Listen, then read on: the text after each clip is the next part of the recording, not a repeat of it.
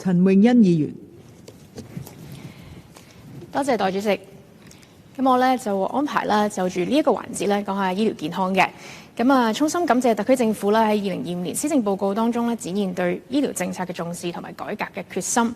報告內容咧唔單止展現咗政府對市民健康福祉嘅深切關懷，亦都體現咗咧政策思維嘅積極同埋前瞻，係令人鼓舞嘅，亦都係值得高度肯定。特別咧係感謝政府成立引進創新藥物及醫療器械辦公室，象徵住咧政府嘅思維政策由被動轉為主動，亦都標誌住我哋香港醫療創新邁向新嘅階段。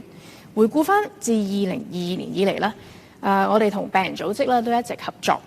持續咧反映藥物註冊同埋納入藥物名冊嘅流程係較緩慢，令到病友咧苦不堪言。每年嘅施政報告咧，我哋工聯會都積極爭取國藥港用、好藥平用，甚至乎咧國藥快用。今年嘅施政報告咧，都終於回應我哋嘅訴求，提出加快抗癌藥物同埋相關創新醫療療法嘅轉化應用，亦都透過一家嘅機制咧，係加速審批同埋評估咧，納入醫管局嘅藥物名冊。呢個政策咧，正係呼應住我哋工聯會長期嘅倡議。其實咧，我今年都同內地嘅一個智庫鍾南山基金會咧，都做咗一份研究報告嘅。雖然呢係唔能夠趕及咧做議員議案，但係我相信咧喺其他嘅平台咧都可以向我哋政府咧係反映意見，都希望咧係幫助縮短創新藥物咧引進嘅流程，尤其是咧係針對嚴重同埋罕見疾病嘅醫療需求，為患者帶嚟更快更有效嘅治療選擇。歡迎政府咧積極拓展區域合作，透過大灣區臨床試驗協作平台，吸引更多國際藥企咧嚟落戶香港，促進創新藥物同埋器械嘅引進，進一步鞏固我哋香港作為亞洲醫療創新樞紐嘅地位。除咗咧係我哋灣區嘅臨床試驗咧，其實都可以建議諗下咧，我哋做一個灣區嘅聯盟咧去做上市，令到咧我哋嘅藥企咧有更大嘅誘因。呢啲嘅措施咧可以話係達到4贏。第一咧就係提升我哋香港喺全球醫療科技領域嘅競爭力，更加主動咁樣吸引藥廠咧嚟我哋香港註冊。咁我哋嘅醫藥界相信咧會好歡迎嘅，醫藥界贏啦。第二咧就係為患者咧帶嚟希望同埋福祉，病友贏啦。第三就係響我哋辯論嘅第二個環節啦，其實財政司司長都有提到啦，我哋所帶嚟嘅一啲經濟收益，藥企嘅進駐。咁呢個係經濟贏啦。第四咧就係幫助內地嘅藥物出海，內地嘅藥企贏，所以咧就係4贏嘅。咁所以就住咧施政報告醫療呢部分咧，其實大家都好期待嘅。當財政預算案同埋我哋施政報告咧都係就住醫療咧有唔同嘅着墨啦。其實咧我知道內地嘅醫學界咧嘅反應都好熱烈嘅。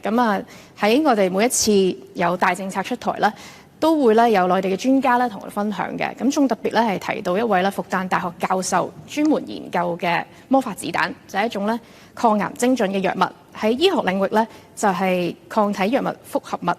一類嘅創新療法咧就融合咗免疫療法同埋化學療法，能夠更加有效咁樣針對腫瘤細胞。可以咧延長患者咧3到5年嘅存活期。展現咗咧國藥科技而家嘅卓越成果。復旦大學嘅附屬腫瘤醫院副主任醫師邱立生咧就話：呢一粒嘅魔法子彈咧係可以為我哋打出國運嘅。我相信隨住咧我哋嘅醫療政策咧可以係逐步拆牆鬆綁咧，新嘅療法咧都可以嚟到我哋香港嗰度應用，亦都咧可以幫助我哋呢啲喺內地嘅創新療法咧可以出海嘅。另外咧，我哋都進一步建議優化港澳藥械通嘅政策，考慮擴展至更多嘅醫療機構，例如三甲醫院、區域醫療中心。同時亦都應該積極探索將政策適用於罕見病同埋一啲癌病需要嘅創新療法領域，進一步提升醫療嘅可及性。我哋都建議加強粵港澳三地嘅監管協調，推動藥械註冊標準互認，減少重複審評，建立綠色通道機制，針對臨床急需嘅而且具有突破性療效嘅藥物同埋器械試行先批准後補資料嘅快速審批模式，爭取更多嘅病人參與臨床試驗同埋試藥名額，加快入藥嘅流程。喺基層醫療方面，施政報告提出擴展醫管局家庭醫學門診預防篩查同埋護理服務，增加服務量，逐步咧將現時家庭醫學門診嘅延長服務時間常規化。咁我哋咧都係相當歡迎嘅。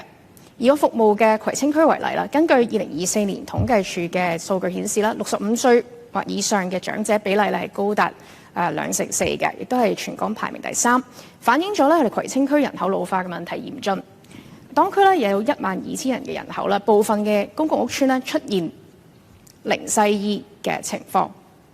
而零西醫嘅情況咧，其實都比較普遍嘅。除咗係我哋葵青安蔭邨啦，甚至乎喺我哋荃灣象山邨都有咁嘅情況，都建議咧政府按各區嘅人口密度同埋醫療需求，制定地區夜診服務計劃，特別喺零西醫嘅屋邨咧設立分級夜診服務，包括咧係一般夜診啦，亦即係晚上6點至到9點，同埋特別夜診，亦即係咧晚上9點打後嘅通宵服務等等，去增加服務嘅供應量，舒緩基層醫療資源分佈不均嘅情況。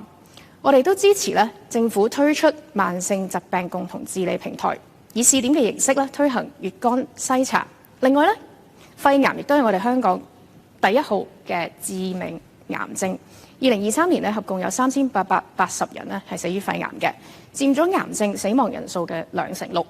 我哋都樂見啦，政府委託咗本地大學以 AI 協助肺癌篩查，提升咧篩查效率同埋準確度，展現咗咧科技同公共健康嘅結合。為咗提升市民參與篩查嘅動力咧，都建議政府喺政策正式落地嘅時候，增加完成篩查同埋完成治療嘅經濟激勵。例如咧喺市民完成篩查之後咧，都可以咧係有啲回饋俾佢哋，令佢哋提升咧社區嘅參與力，亦都咧可以按住篩查服務執行嘅情況咧，逐步擴大各種篩查嘅名額。我哋都建議咧設立行業計劃咧，針對慢病高風險嘅行業咧進行定期嘅篩查。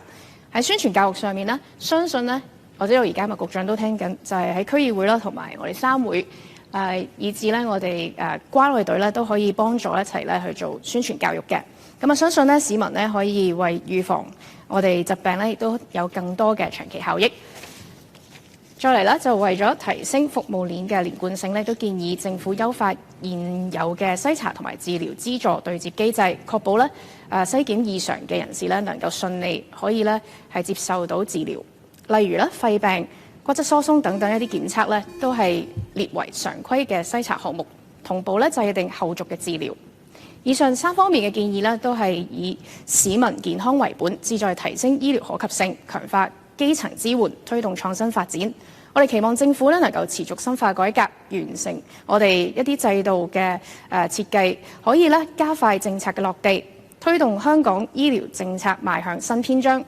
最後咧，衷心感謝行政長官同埋政策團隊喺施政報告當中展現嘅遠見同埋承擔，唔單止回應咗社會所需，亦都為市民嘅健康注入新希望。我哋工聯會咧一定會同政府並肩同行，凝聚社會力量，共建一個更健康、更多關愛嘅香港。因為時間所限同埋分工嘅安排啦，青年置業豐富、青年置業階梯、勞工就業問題等等，又或者社福問題啦，咁我都會喺其他嘅平台啦繼續跟進。代理主席，本人謹此陳辭。